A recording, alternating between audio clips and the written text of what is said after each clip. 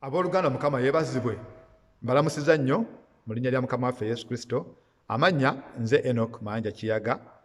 Mpeereza ng'omukubiza wa Kristaayo mu kkanisa ey'Okusinza mu Luganda e Manchester. Ndi musanyufu bya nsusso okubeegattako olwaleero Abakristaayo ab'Okusinza mu Luganda e Waterloo, London, naddala abaami nga tujaguza olunaku lwaffe olw'abaami olwaleero. Ebyawandiikibwa bye tusomye olwaleero bya nsonga bwe tudda mu Zabbuli eyo ey'E133 egamba nti laba bwe kuli okulungi bwe kusanyusa abooluganda okutuula awamu nga batabaganye. Kulinga amafuta ag'omuwendo omungi agali ku mutwe agakulukutira ku kirevu mu kirevu kya Alooni, agaserengeta ku lukugiro lw'ekyambalo kye, ng'omusulo gwa Kerumooni ogukkira ku nsozi za Sayuuni, kubanga eyo Mukama gye yalagirira omukisa, bwe bulamu obw'emirembe n'emirembe. Abooluganda, ebyafaayo biraga nti Kabaka Dawudi bwe yawandiikira Zabbuli eno, abaana ba Isirayiri n'obwakabaka bwe bwali bwakayita mu mbeera enzibu ennyo eyabaleetera obulumi n'obujiji, nga mutabani we Abusalomu agezaako okumukunkumula omukono mu kibya.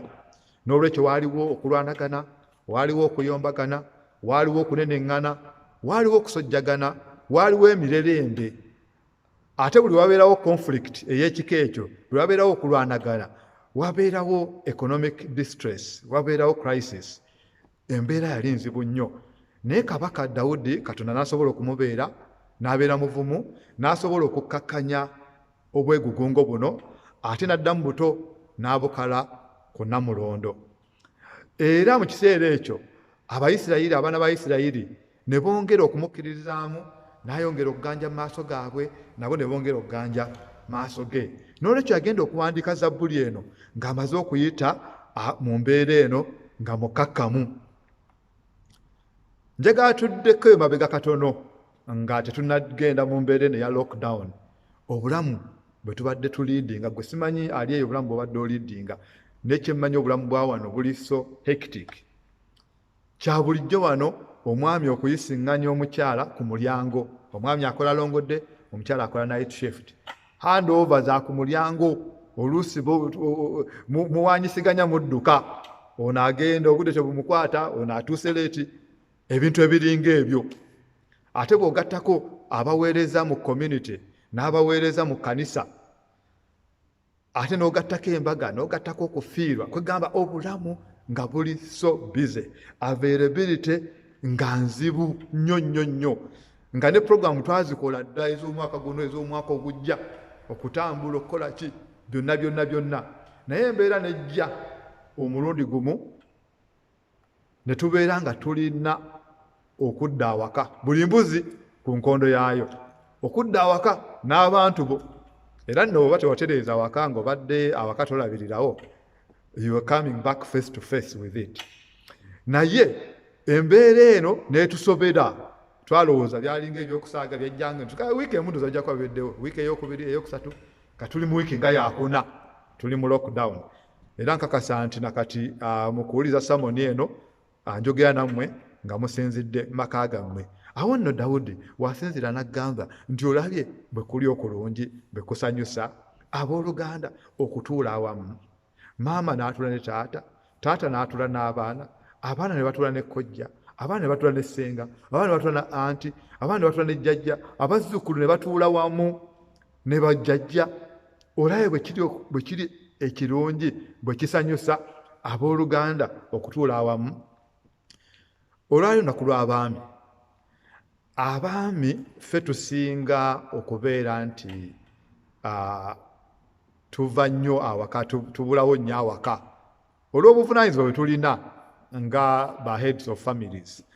Era embeera eno ng'abaami etunyiga mu ngeri yaayo, kubanga obulamu bwaffe obusinga obungi tuba twamanyira okugenda okuyigga n'okomawo. Newankubadde ng'ebintu byakyukamu, naye era bye ebyawandiikibwa obuvunaanyizibwa obw'okukulembera amaka mu buli nsonga yonna yonna bugiwa mwami. Naye twesanze kati nga tuli mu mbeera eno ya lockdown ng'olina okubeera ewakaawo, which is a very good opportunity for family bonding. N'abantu bakutegere n'abaana bo bategeere. Naye era Dawudi wasinziraawo n'agamba nti olabe bwe kuli okulungi bwe kusanyusa nga bw'oli awo abooluganda ng'oli mu ddiiro nga mutudde wamu.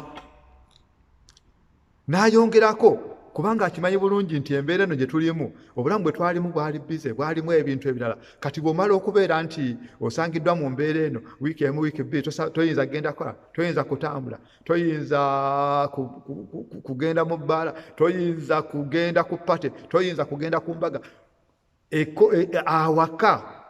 Era kati tusabira waka kubanga ekkanisa yaddayo ate kati ku musingi gwayo ogw'amaka. Kati ekkanisa eri ku family level era nkimanyi mundaba kati nga musinzira mu kkanisa eyo. Naye Dawudi gy'ayogerako n'agamba nti olabye bwe kuli okulungi bwe kusanyusa abooluganda okutuula awamu nga batabaganye. Dawudi atugamba nti mu mbeera eno bw'eti eyatugwako obugwe ekimaasa nnaku temubula bisoomooza, tewabulawo bisoomooza.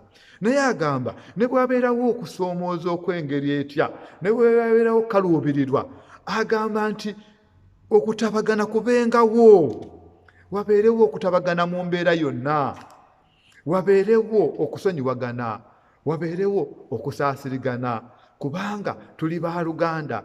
Ate mu kutabagana okwo n'akunnyonnyola nti ne Katonda mwajja okukola ki? Okuyita okubawa omukisa, kubanga omukisa bagwogerako nti gwo guli automatic kasita obeera nga otabagana nga mutabaganye nga muli wamu.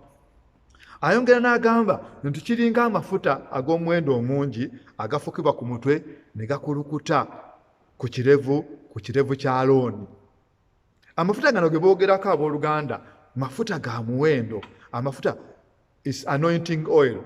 Baagafukanga, Musa yagafuka ku Alooni eyali kabona okumwawula. Naye amafuta gano gasimbolayizinga anointment n'omukisa oguva eri Katonda oguva mu mbeera eno gye tulimu ey'awaka ey'okutabagana. Buli lw'otabagana n'abantu bo ne mu bonding as a family and you celebrate the family life with your family members, awo anointment eve wa Katonda ebe batuukako butereevu. Era bongera okugeraganya n'agamba nti ng'omusulo ogwa Kerumooni ogukira ku nsozi za Sayuuni. Ensozi zino ze boogerako Abaganda bagamba nti obulungi bw'ensozi obulabira wala, naye ensozi zino ze boogerako zaali nnungi bya nsoso ate nga za byafaayo nnyo, nga batuuka n'okulaba nti omusulo ogugwa ku Kerumooni ne ku nsozi za Sayuuni nga bagulabanga ekintu eky'omuwendo omungi, ekintu ekirina omukisa, ekintu eky'ebbeeyi. Era ne bongerako ne bagamba, ayongerako n'agamba nti bw'omala okutuula awamu nga famire ne musanyuka ne mujaganya, ye Katonda automatically ajja kuwa omukisa. Kubanga agamba nti olunyiri lugamba nti kubanga Mukama gye yalagirira omukisa. It's a command, it's a directive, it's automatic. Nti bwe mubeera awamu mu famire nga mutabaganye, omukisa gujja ne gubakkako. Abasinga emikisa tuginoonyeza walala, n'ogenda mu ssabo, n'ogenda gy'ogenze ng'onoonya mukisa n'ogamba nti nze sina mukisa. Omukisa abooluganda guli awo mu famire w'oli olwaleero mu kiseera kino ekya lockdown, okubeera awamu nga famire ne mubondinga ne mutabagana mu mbeera yonna. Omukisa gwa Katonda gujja butereevu gye muli. Naye nga tunaakutuuka ku mbeera ya kutabagana, olwali lunaku lw'abaami, ffe ng'abaami tulina okuddamu emabega. Nti nabagambye nti twali tuli mobile nga osanga tewabeera budde bwakwetegereza kino nakiri. Naye ne twesanga mu mbeera eno gye tulimu ya lockdown ng'oli waka ne famire yo, obuyumba oluusi si bwe butono. Ogendako mu ffumbiro n'okkirako wansi n'oyambuka n'ogenda mu garden weather bw'ebeera ennungi ng'ensi eweddeyo you just rotate around your house nga kwegamba mu buli ngeri yonna ekyo Dawudi kyagambye nti olaba bwe kiri ekirungi bwe kisanyusa kwegamba we should celebrate family life. Naye ng'abaami tulina okwekubamu ttooki nga tetunnaba kutuuka kutabaganya ab'enju yaffe. Tulina okusooka ne twekubamu ttooki gwe ng'omwami eyo gy'oli oyimiridde otya, kubanga ki ekifuula omwami. What makes a man a gentleman? Obuvunaanyizibwa, responsibility. Ogikutte otya ng'omwami? Bw'otunula mu maka w'otudde, do you take your responsibility? Oba weekwasa kino na kiri jjojjuuzi buli kimu n'onenya abalala, buli kimu ekitagenze bulungi. A gentleman takes responsibility of his actions. Ne wano kye twebuuza mu time of reflection nti gwe ng'omwami obuvunaanyizibwa obutuukiriza bulungi? Eyo enju gy'olimu ogisasulira renti? Oba tosobodde kusasula renti ogula emmere? Ebbiru z'otunulayo? Oba obuweereza Kampala eri gwe okola bibyo? Ate n'otuuka oluusi abamu n'ogenda omukazi n'omuyingira n'akamwanyi ke nako n'okayingiramu. Buli lwekubamu ttooki mu maka ago nga totutte buvunaanyizibwa, bwe weekubakubamu contribution yo yenkanawa ng'omwami mu maka, ng'omutwe gw'amaka, contribution yo yenkanawa. Kubanga buli lw'obeera nga contribution yo ntono, nga contribution yo nnafu, kitegeeza oba osuuliridde obuvunaanyizibwa, ate awo obeera potential munobi. Edda baatugambanga nti bakubalira amalya ne batakubalira mirambo, naye nga kiri applicable ku bakyala, kwaga abakyala be twakwa tumanyi nti be banoba, n'anoba oluusi n'afuna ejjera. Naye tuli mu mulembe nga n'abaami banoba, n'ava mu East London ate n'atandika eddya eddala mu West London, naye era ng'ali mu nnyumba ya mukyala, abaana bali mu holiday, abaana homework bamukolera waka, ate twazadde abaana nno nga bagezi bulungi. Naye omwami ng'omutwe gw'amaka weenyigira mu kuyamba ku baana b'oku homework. Singa omwana muwala wazze ali ku ya 5 akuwadde ekibuuzo, bamuwadde assignment, tetuganye oyinza kitunulamu bw'oti n'olaba sita n'abazungu nga banywa caayi ne bikutabula, ate n'otandika kwesungusula, genda wa mama wo, temunsumbuwa, ndi bize nkooye. Naye ng'ekyo onaakomawo ng'omwami, kubanga omwana ono naye oba omudisappointinze. Omwana ono bwe weekubamu ttooki, bano abaana bo b'olina basobola okugamba nti when I grow up I want to be like daddy. Do you inspire them? Wakiri omwana omugamba nti mpaamu obudde, n'ogenda ne weebuuzaako katono ku Google, n'olyoka okomawo n'okola ki? N'obaako ky'omuddamu obutamumalaamu maanyi. Abooluganda, tutuukiriza obuvunaanyizibwa ng'abaami mu maka gaffe. Omusajja tuli kale mu lockdown tetukola, tewali kukola, naye omukyala n'akeera n'afumba caayi, n'afumba emmere, mukazi wattu ne yeetala, n'agenda n'ayoza engoye, n'alongoosa awaka. Naye ggwe ng'omwami olunaku lwonna oli ku remote, olwanda remote n'abaana, muli ku bubugu, oli ku bumotoka ovuga kagende no kadde n'awodde eno. Obwo bwe buvunaanyizibwa. Onaasobola otya okutabaganya amaka go nga totekinze your responsibility as a man? Abaami ku lunaku olwaffe olwaleero tulina okwebeereramu.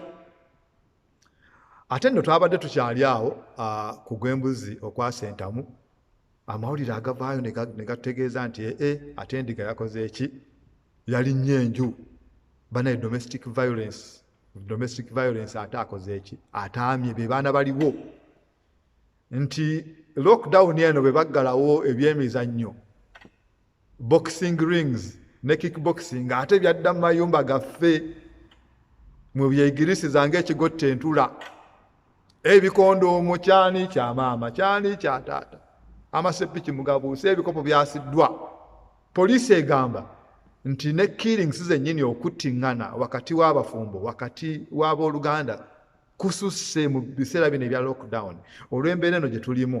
Naye nga bw'ogenderera ebigambo bino ebya Kabaka Dawudi ne tucelebratinga family life, ne tulaba obulungi obuli mu kutuula awamu, ne tutabagana, ofuna ddi amaanyi agafuna ekikonde. There is no gentleman who can lay his hands on a lady. Teri musajja alimunsa ayinza kuba mukyala. Era twakozwa tugamba nti amaanyi tegalya, embazzi si yekola ki, si yewaata emmere. Bayibuli ffe ng'abaami etulagira kintu kimu, kwagala bakyala baffe. Toyinza kukuba muntu gw'oyagala n'omulumya oba n'otuuka n'okumutta. Awo nno Dawudi watugambira olabye bwe kiri ekirungi bwe kisanyusa abooluganda okutuula awamu nga batabaganye. Ekigambo kutabagana. Ebyawandiikibwa ebyokubiri bye tusomye bye njagala okumaliriza nabyo nga tulaba nti Mukama waffe Yesu Kristo bwe yali amaze okuzuukira n'akomawo okweyoleka eri abayigiriza be, n'abeerako obubaka obw'amaanyi bwe yabalekera entanda gye yabalekera.